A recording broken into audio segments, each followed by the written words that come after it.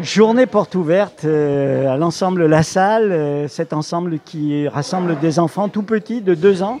Il y en a d'ailleurs qui viennent voir. Dans quelques instants, on va les visiter. Oui. On va les visiter. Vous allez visiter justement cette classe passerelle, on l'évoquera.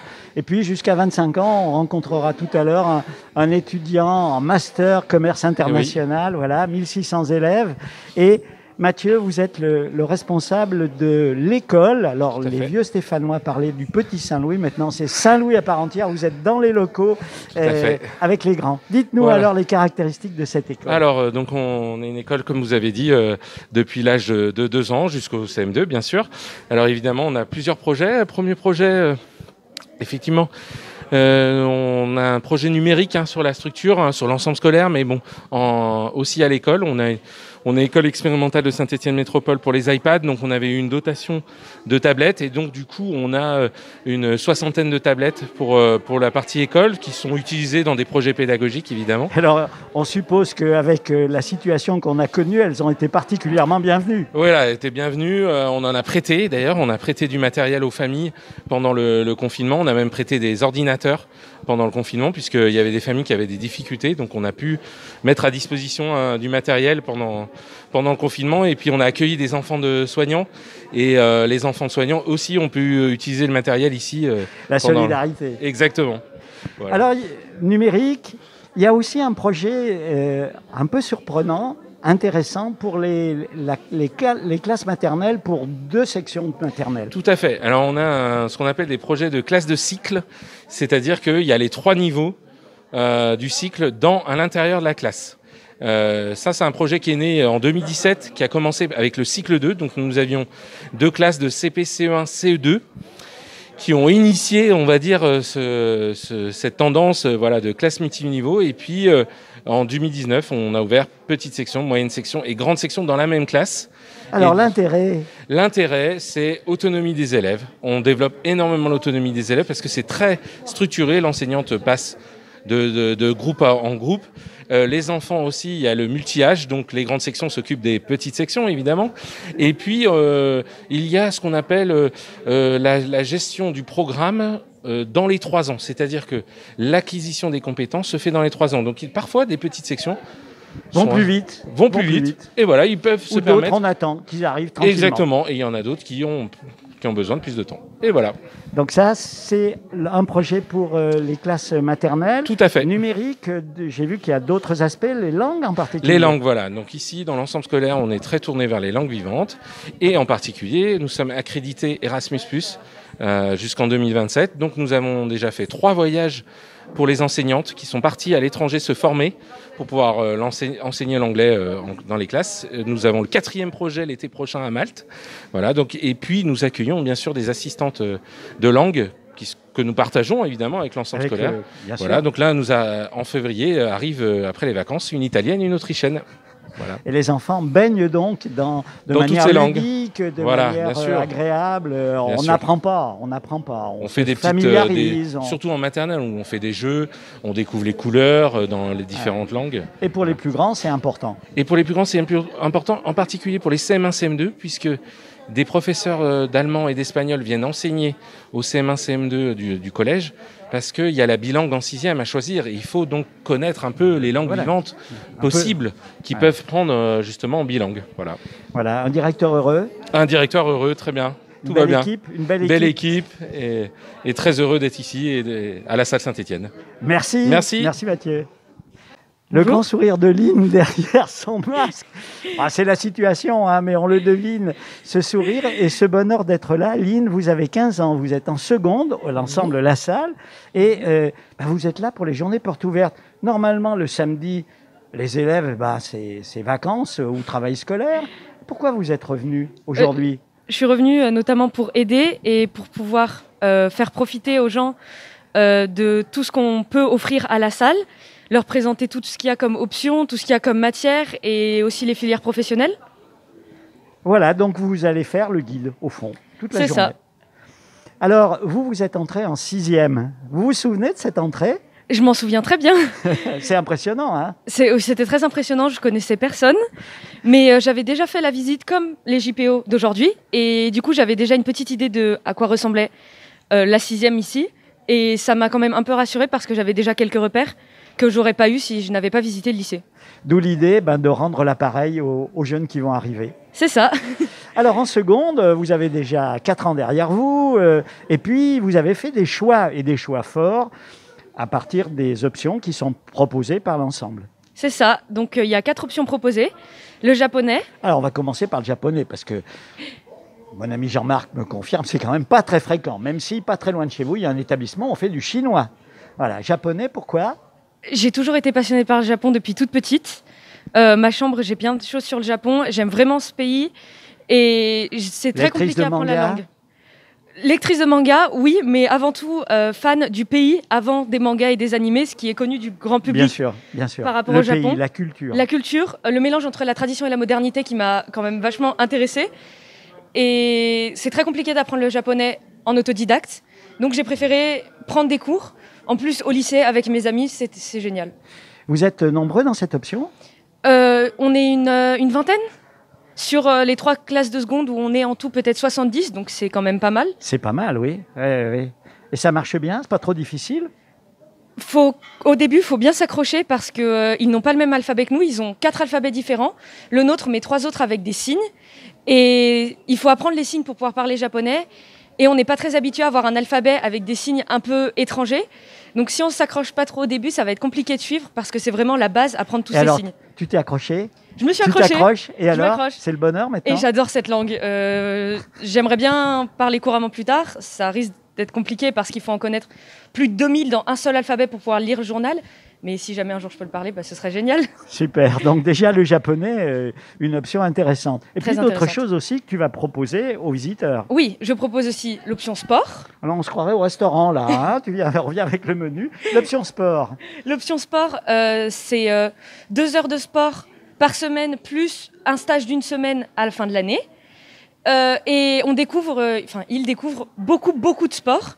Ce n'est pas une pratique sportive de haut niveau, c'est une large ouverture sur un panel de sport intéressant. Voilà, c'est ça. On n'est pas obligé d'être un champion du monde du sport pour pouvoir faire l'option. Ils découvrent de l'escalade, je sais qu'ils font du badminton, du volley, ils font vraiment plein de sports.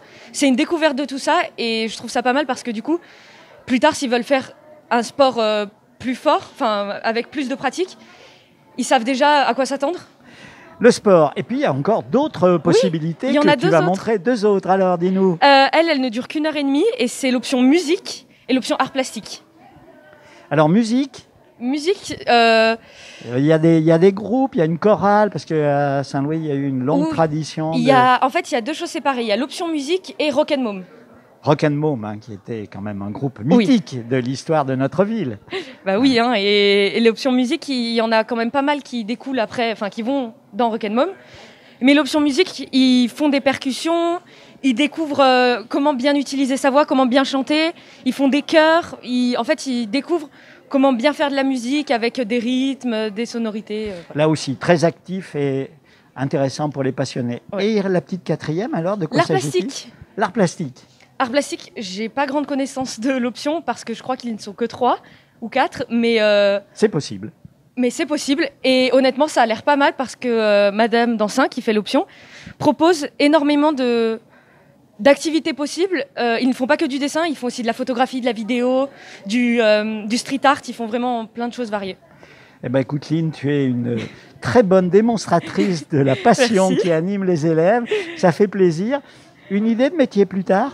J'hésite. J'aimerais bien faire l'école de médecine pour faire urgentiste au SAMU. Parce que je suis jeune sapeur-pompier et j'aime beaucoup. C'est aussi une possibilité offerte par l'établissement. Oui, c'est ça. Je peux prendre en spécialité de première, je peux prendre physique, chimie, SVT et maths, ce qui me permettrait après d'intégrer la fac de médecine. Et ben voilà, un beau projet. Merci à toi, merci à Jean-Marc pour la réalisation technique et puis on te laisse aller guider les visiteurs. Merci beaucoup. Alors avec un vieux, si j'ose dire, de la salle, Altan, oui. Vous avez quel âge ? Aujourd'hui, j'ai 22 ans. Et vous êtes à la salle depuis la 6e ? C'est ça, depuis la 6e, donc ça fait un peu plus de 10 ans aujourd'hui. Oui. Et donc vous avez fait le parcours classique du lycéen, et puis fin de terminale, c'est le moment de l'orientation, et là vous avez fait un choix fort. C'est ça, c'est le moment de l'orientation. J'ai fait un choix fort, j'ai eu à faire un choix fort. J'ai écouté certains de mes professeurs J'en ai pas écouté certains d'autres. Et du coup, j'ai choisi la formation Campus La Salle avec le BTS Commerce International pour me permettre de développer mon côté, on va dire, relationnel, qui est entre guillemets une aisance pour moi, une facilité. Et surtout pour développer l'aspect international avec les langues, les voyages, etc., les stages surtout. Alors, BTS Commerce International, 2 ans, c'est déjà 2 ans un peu en alternance. Vous avez fait des stages à ce moment-là? 2 ans, pas en alternance, mais avec des stages. Avec des stages. Donc en première année, on a un stage de prospection à l'étranger. Donc quand j'ai prospection à l'étranger, c'est dans un pays étranger. Alors vous êtes parti où? Voilà, moi je suis parti en Turquie à Istanbul. J'ai été, pour le coup, j'ai fait 4 mois dans le textile à Istanbul en prospectant des clients partout en Europe pour le coup. Et j'étais bien en immersion car c'était une jeune start-up qui avec ses 2 dirigeants, voyait tous les aspects du commerce, du textile. Donc, vous, dans le bain, et c'est ça, une formation qui est tout de suite à la fois avec l'aspect académique, bien sûr, mais tout de suite professionnalisante. Et puis, c'est pas le stagiaire, il n'est pas là pour servir le café, hein, il est au taf immédiatement. C'est plus les stages d'observation de 3e et de 1re, là, c'est le boulot. On bosse, on est là à 8h, on bosse jusqu'au soir et on a des retours. Alors, ça veut dire la réussite au BTS au bout de 2 ans, et puis vous décidez de continuer. C'est ça. Alors, c'est l'avantage aussi de ce type de formation. Tout à fait, tout à fait. C'est pas ce que j'avais prévu au début, je comptais arrêter au BTS, puis après on nous a parlé de l'alternance. Donc, depuis la 3e à la 5e année, un format en alternance. Donc, ce qui veut dire une grosse immersion en entreprise, à un rythme de 1 semaine de cours, 3 semaines d'entreprise. Et j'ai fait le bon choix en choisissant ça parce que aujourd'hui, je suis encore étudiant, je suis alternant et je suis complètement formé, autonome à mon poste. Donc, vous êtes en dernière année, en 3e année? Je suis en dernière année. Vous allez avoir votre diplôme de bachelor à la fin de l'année. Je rends mon mémoire en août et je serai normalement, si Dieu le veut, diplômé en septembre. Alors pendant ces 3 ans, donc immersion professionnelle forte. Et là aussi, vous vous êtes promené dans d'autres pays ou vous étiez basé plutôt dans des entreprises en France? Alors moi, j'ai préféré rester en France. J'ai eu le choix d'être, on va dire, de pouvoir partir en Erasmus en 4e année, ce que je n'ai pas fait.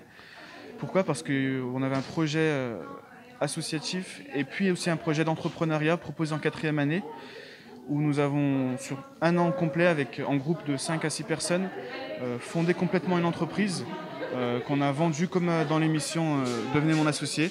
Et alors Alors vous vendiez quoi? C'était quoi cette entreprise? On a fait le choix de ne pas être dans quelque chose qui va, entre guillemets, révolutionner un certain besoin ou autre.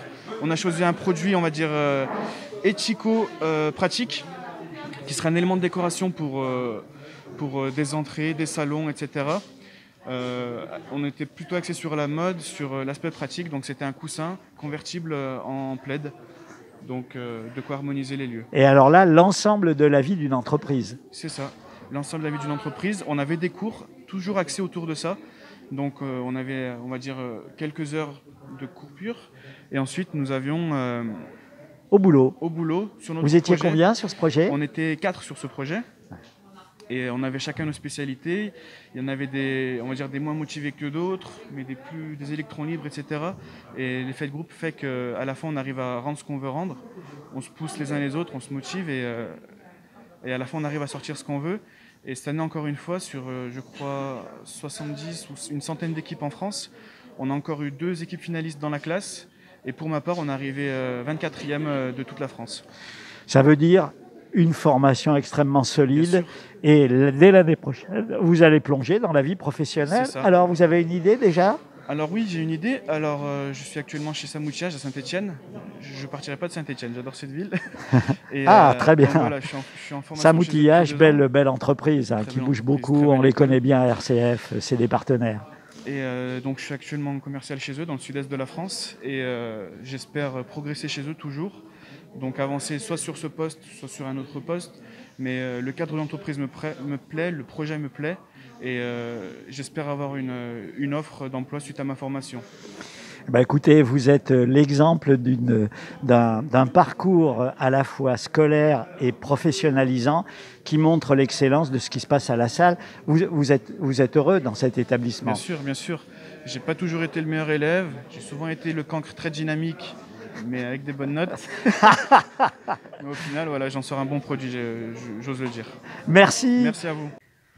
Alors Valérie, vous nous accueillez, j'allais dire chez vous, dans ce local qui est dédié aux activités de pastorale dans l'ensemble La Salle.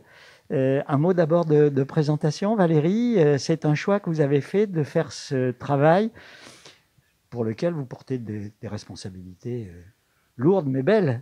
Oui, alors c'est un choix, oui. Bonjour, donc effectivement, Valérie, je suis sur ma 6e année dans l'établissement. Voilà, une embauche qui a été faite un peu par hasard. Alors j'ai envie de me dire par hasard oui et non, il n'y a pas vraiment de hasard. C'est bien. Voilà, et c'était drôle parce que c'est l'année où je suis arrivée, c'était le thème d'année dans le réseau lassalien était une rencontre, un déclic. J'ai rencontré c'est dingue, c'est pas possible. Je vous assure. Et j'ai rencontré une personne on en a des frissons, au coin de la rue. Au coin de la rue, j'habite dans la rue Désiré-Claude. Je rencontre des personnes qui sortaient de l'établissement. Une personne que je connaissais très bien, une autre que je connaissais pas du tout. Et ils me disent, mais ils recrutent quelqu'un dans l'établissement. Je dis, ah bon? J'ai présenté ma candidature comme ça. Une rencontre, un déclic. Voilà. Et au bout de incroyable. 6 ans, le déclic se confirme. Et au bout de 6 ans, le déclic se confirme, je suis toujours là. Donc j'ai la chance, ici vous êtes dans la salle de pastorale du collège, j'ai la chance d'intervenir sur l'école et sur le collège.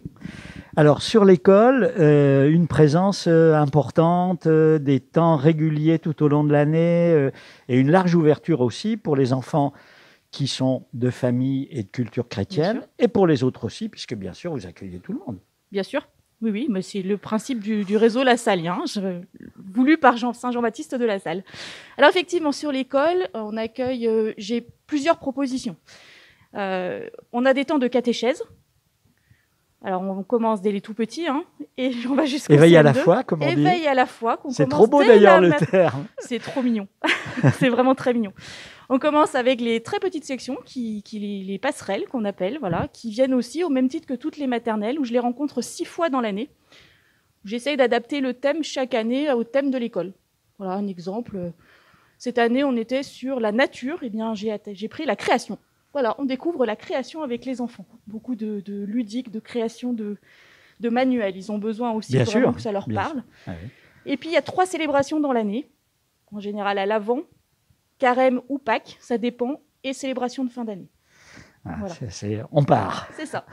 Les CP, je les vois 12 fois dans l'année en plus des 3 célébrations. On va un petit peu plus loin. Et puis à partir du CE1, on a un vrai parcours de catéchèse qui vient du diocèse de Tarbes-Lourdes. Et on est sur Dieu nous parle. L'année numéro 2, Dieu nous sauve. Et la dernière année, Dieu nous rassemble. Voilà. Ah, là, ça sera toutes les semaines. Des beaux parcours, là. Oui, très beaux parcours. On voit à votre regard qu'il se passe des choses. Ah oui, oui, oui. C'est un très beau parcours avec un livre pour enfants. On suit l'année liturgique sur ces parcours. Et en même temps, c'est aussi, il y a du ludique, il y a des paroles d'évangile, et c'est ce qu'on apprend aux enfants. Voilà. Et les enfants, ça les touche. Ah oui, ça les touche, oui, oui. Et puis ils apprennent, ils ont un rituel, le rituel du verset, ils découvrent des paroles de la Bible, mais les découvrir, c'est bien, les mettre en application dans notre vie de tous les jours, c'est autre chose. Voilà, donc c'est ce qu'on leur apprend. Voilà. Donc ça, c'est pour l'école. Beaucoup d'enfants, là, puisqu'il y a 14 classes, donc vous en voyez défiler beaucoup. C'est ça. Alors, je ne vous ai pas précisé, mais effectivement, c'est à partir du CE1, on les voit toutes les semaines. D'accord. C'est une fois par semaine. Une fois par semaine. Voilà. Et puis, bien, le collège. Alors, 2 propositions pour l'âge collège. Voilà, c'est ça. Alors, le collège, une première proposition qui est obligatoire pour toutes les classes de 6e. C'est une heure qu'on appelle heure pour tous, qui est incluse dans l'emploi du temps de chacun. Ils sont obligés d'y participer. C'est un temps où on va se découvrir le respect, le vivre ensemble voulu par Jean-Baptiste de La Salle. Vivre ensemble, c'est j'ai le droit de ne pas penser comme l'autre, mais je me dois de le respecter. J'ai le droit aussi d'être respecté dans ce que je pense.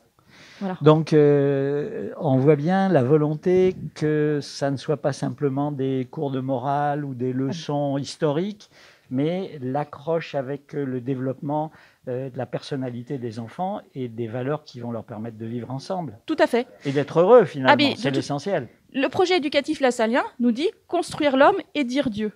Construire l'homme, c'est aussi... ce sont des jeunes, hein, en 6e, ils sont encore très jeunes, mais c'est aussi leur permettre de devenir des adultes et d'affirmer ce qu'ils pensent par eux-mêmes et de respecter. Donc oui, c'est vraiment à partir du jeune. Et puis on découvre quand même aussi les différentes religions monothéistes.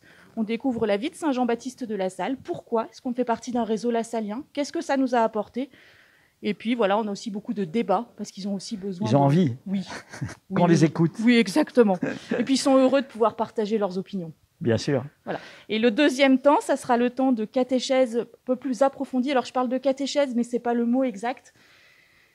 C'est le vendredi soir, de 16h30 à 18h. On commence toujours par un goûter. Jésus a toujours partagé des repas.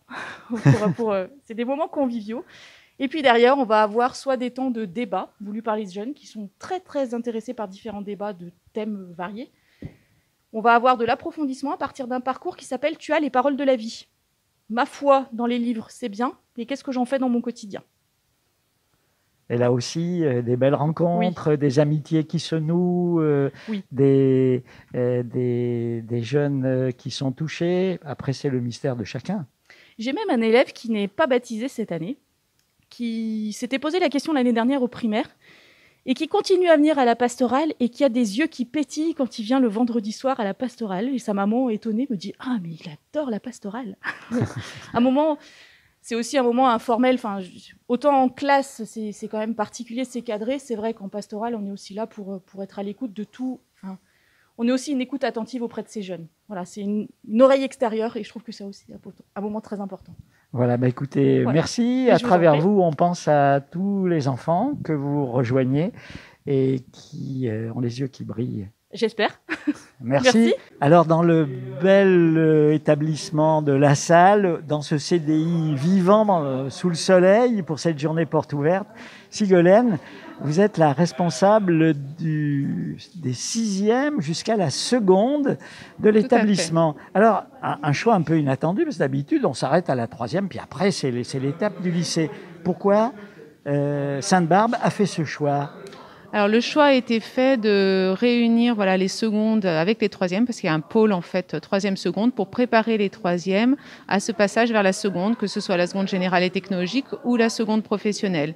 Et l'idée c'est qu'on pense souvent que la 3e est une classe d'orientation importante, ce qui est le cas, mais après la seconde il y a tout un travail encore d'orientation à faire, donc il nous semblait important de relier ces 2 années.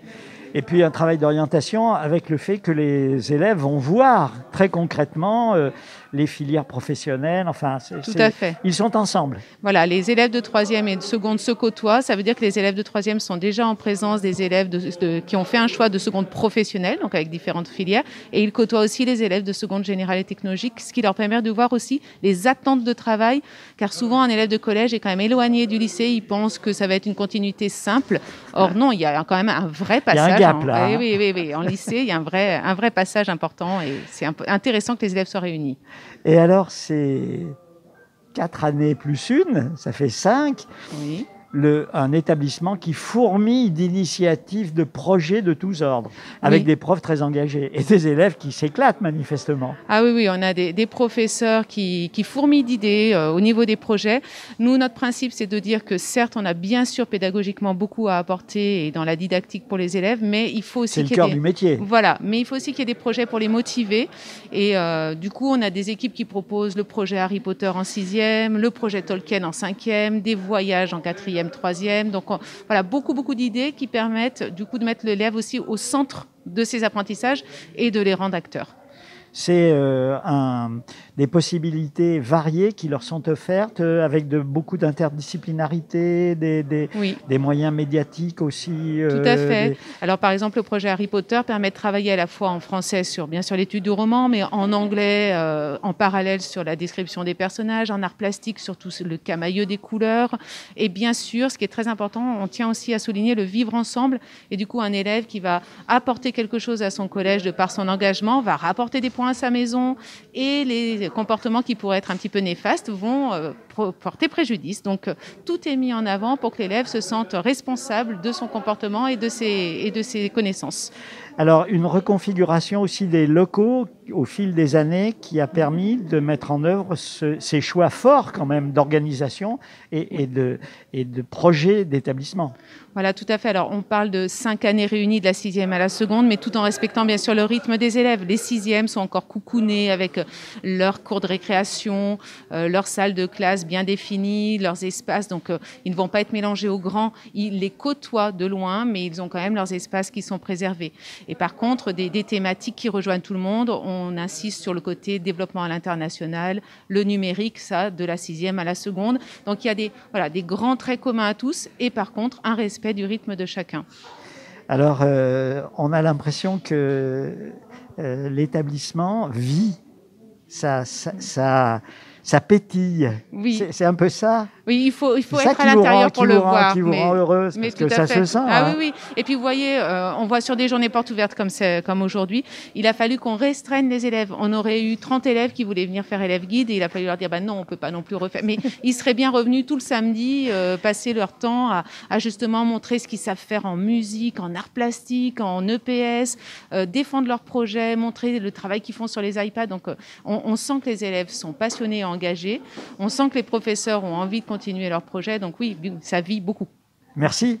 Odile, merci de nous accueillir chez vous. On voit autour de nous un certain nombre d'objets, on les évoquera peut-être tout à l'heure. Alors, directrice adjointe du lycée professionnel, pour les Stéphanois, Sainte-Barbe, je dirais, ça fait partie des meubles, des générations et des générations se sont formées chez vous.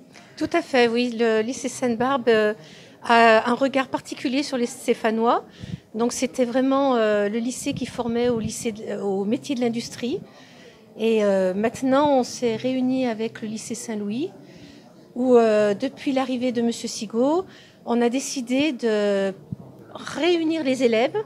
Donc tous les élèves qui sont en première année sont sur le site de Saint-Louis. Les élèves donc de seconde, Alors de lycée. Seconde, Voilà. ou première année CAP. Ou première année CAP. Et on a aussi notre 3e prépa métier qui est importante, donc qui est venue rejoindre les autres élèves de 3e générale. Voilà. Alors que les élèves de première professionnelle et terminale professionnelle, eh bien, sont restés sur le site Sainte-Barbe. Voilà, sur les hauteurs, oui. Voilà. Alors, on sent cette volonté que les élèves, la seconde, c'est un palier d'orientation important, mais ils sont tous en seconde. Ils sont tous en seconde. Tout à fait, oui, ils sont tous en seconde. Alors, cette première année de seconde leur permet de découvrir les bases du métier qu'on va leur proposer. Et après, ils ont la possibilité de poursuivre leur première et leur terminale, soit en continuant en statut lycéen, ou alors en apprentissage, puisqu'on est CFA, et on a la possibilité d'avoir des contrats d'apprentissage pour nos élèves. Et avec un large panel d'entreprises qui attendent sans doute vos stagiaires. On a beaucoup de partenariats d'entreprises dans notre bassin stéphanois, qui va même dans l'Ondaine, du côté... Voilà. On a beaucoup d'entreprises qui nous prennent des stagiaires et qui sont dans le domaine industriel. Avec la possibilité par la suite de poursuivre après le bac pro pour des BTS et puis de continuer, pourquoi pas, par la suite. Voilà, alors notre bac pro électricité et électrotechnique, puisque c'est de l'électricité industrielle, on propose le BTS, donc qui est uniquement en apprentissage, donc en 2 ans. Ensuite, on a le bac pro technicien de réalisation en produits mécaniques. Et là, on a le BTS CPRP, donc toujours en 2 ans. C'est le prolongement. C'est le prolongement. Et en apprentissage. Voilà. Et on a notre 3e bac pro, donc maintenance des équipements industriels, où depuis cette année, on a également le BTS. Voilà, donc un parcours de formation qui permet aux élèves de continuer à monter en compétences. Et des élèves qui font des très très beaux parcours, puisqu'après le BTS, il y a toujours la possibilité de partir en licence pro. On a même des élèves qu'on retrouve à l'ENIS de Saint-Étienne qui ont passé des concours d'entrée dans des écoles d'ingénieurs. Et là, on est très fiers, évidemment. Bien sûr, voilà. Bien sûr. Alors, ce bijou, de quoi s'agit-il? C'est pas un micro-ondes, C'est un jouet, là. C'est un jouet, là, dites-moi. Donc, c'est une imprimante 3D qu'on utilise essentiellement dans le bac pro technicien en réalisation de produits mécaniques, puisqu'on apprend aux élèves à concevoir des pièces et après à les réaliser. Et la réalisation peut se faire avec une imprimante 3D, donc par addition de matière, ce qu'on appelle. On a aussi une autre technique de réalisation, c'est avec les commandes numériques. Et là, c'est par enlèvement de matière, donc ça creuse le bloc de les métal métiers qu'on a au classiques départ. Voilà. de la mécanique, mais complètement transformés par la Mais numérisation. voilà, oui, tout à fait, c'est ça. Alors on imagine, on voit effectivement les petits serveurs qui vont permettre de réaliser. Ben, écoutez, merci de votre accueil, bravo. Et puis à Je vous travers en vous, prie, merci on salue à vous. vos collègues et puis tous les élèves là qui apprennent leur métier. Et il y a du, comme ils disent, il y a du taf à la sortie de la Ah formation. ben évidemment, alors ces trois filières sont reconnues comme étant des métiers en tension. Ce qu'on appelle les métiers en tension, c'est évidemment, il manque de la main-d'œuvre, les entreprises s'en recherchent, donc aucun problème pour recruter après. Très bien. Voilà. Merci de votre Merci accueil. beaucoup, monsieur. Merci à Jean-Marc pour la réalisation technique. Gaëlle, merci de nous accueillir chez vous, si j'ose dire, mais dans une salle de classe un peu étrange. Je crois que vous êtes prof de français, prof de lettres. C'est ça. Et alors, de quoi s'agit-il ?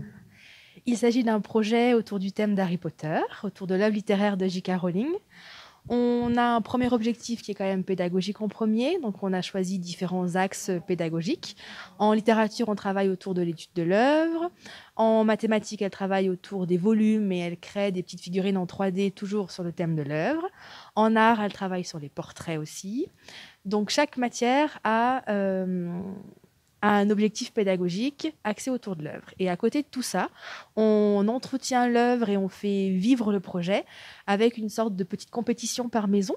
C'est-à-dire que chaque classe est divisée en 4. Donc chaque maison est représentée au sein des classes. Et à travers de différents défis au sein des matières, ils récupèrent des points pour leur maison. Et comme ça, ils permettent de gravir les échelons et faire gagner leur maison pour la grande cérémonie finale, la Coupe des Maisons, avec la remise du trophée. Alors on voit à la fois l'aspect ludique, nécessaire pour des enfants qui ont 11 ans, 12 ans à peu près. Ça stimule les apprentissages. Bien entendu, mais aussi derrière des apprentissages parfaitement scolaires qui sont mis en jeu. Exactement. C'est ça le projet. Ils lisent Harry Potter, vos petits sixièmes? En théorie, oui. Alors ils s'y mettent parce que c'est gros. Oui. Alors c'est gros, mais le roman est quand même lisible et accessible aux enfants de 10 ans. Donc il n'y a pas de souci. Puis pour la majorité, ils connaissent déjà l'œuvre avant même de rentrer en sixième. Pour certains, ils ont même vu les films déjà. Donc on n'est pas dans un univers totalement inconnu. Donc même à la rentrée de sixième, ils sont demandeurs. Quand est-ce qu'on commence? Quand est-ce qu'on va faire la compétition par maison? Donc on sent qu'ils ont envie. Donc ça stimule encore plus, du coup, les apprentissages par la suite. Alors plein de choses là qu'on va regarder un peu avec vous. Alors dites-nous. On peut vous présenter les grimoires qui ont été faits par les sixièmes. Ah bon? Ils passent carrément au travail alors? Eh bien oui, si vous voulez. Eh bien oui, on les met au boulot. Voilà. Et voilà. À la fin de notre travail littéraire, les enfants construisent un grimoire avec différentes activités. Littéraires en premier, et après on leur demande sur la partie un peu plus créative de faire quelques recherches sur qu'est-ce qu'un grimoire, en quoi ça consiste, comment on doit faire pour que celui-ci soit réaliste. Et voilà quelques exemples de rendus de travaux d'élèves. C'est impressionnant. Ils ont vraiment fait du très beau travail. C'est impressionnant. Et même des enfants qui n'ont pas forcément la fibre artistique se donnent vraiment et essayent. Et les rendus sont là, et les rendus sont plutôt positifs quand même. Voilà. On est plutôt satisfait de les exposer quand même. Oui. Grande fierté. Bien sûr. Oui. Bien sûr. Grande. Alors, un certain nombre d'explications qui sont données aussi pour permettre de bien comprendre pour les visiteurs combien ce projet il est cohérent avec vos objectifs pédagogiques. C'est ça. Ouais.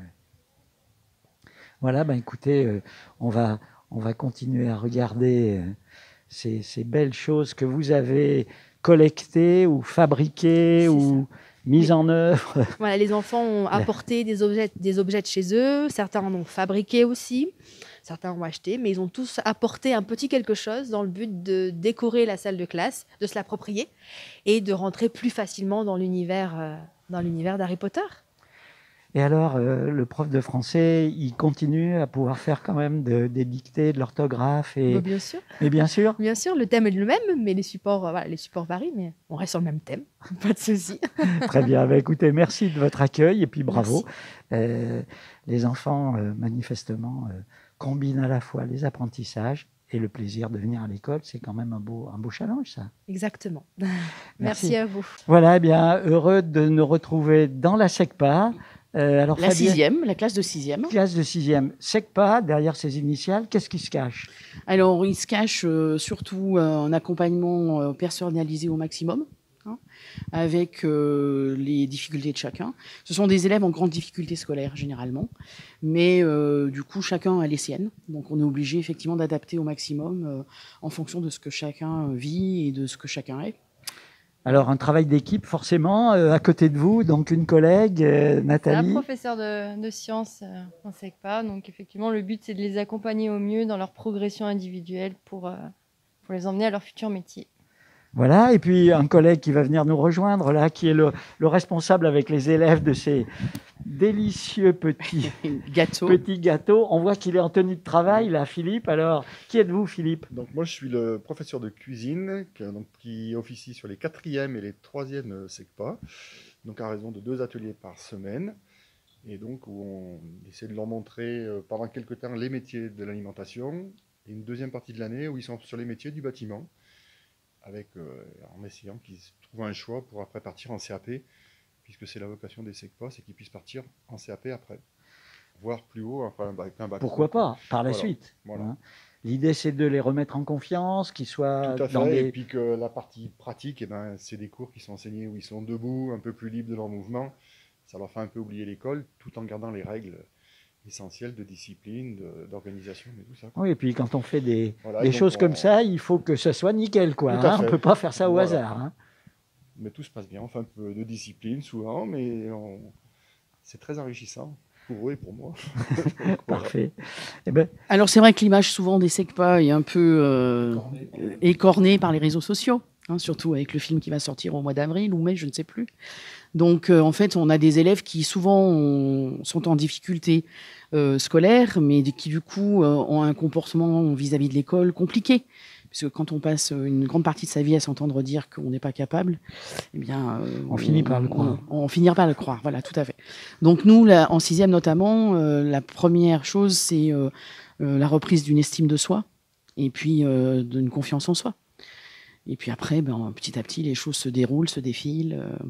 Et effectivement, on a des élèves qui auront quand même de toute façon toujours leurs difficultés, mais on est là aussi pour plutôt les aider à trouver les outils et les chemins à prendre pour pouvoir contourner ces difficultés. Écoutez, merci, bravo. À travers vous, on salue vos élèves qui se remettent courageusement au travail, apprennent et puis préparent leur orientation professionnelle future. Tout à fait, oui. Voilà, merci à Jean-Marc pour la réalisation technique. Merci.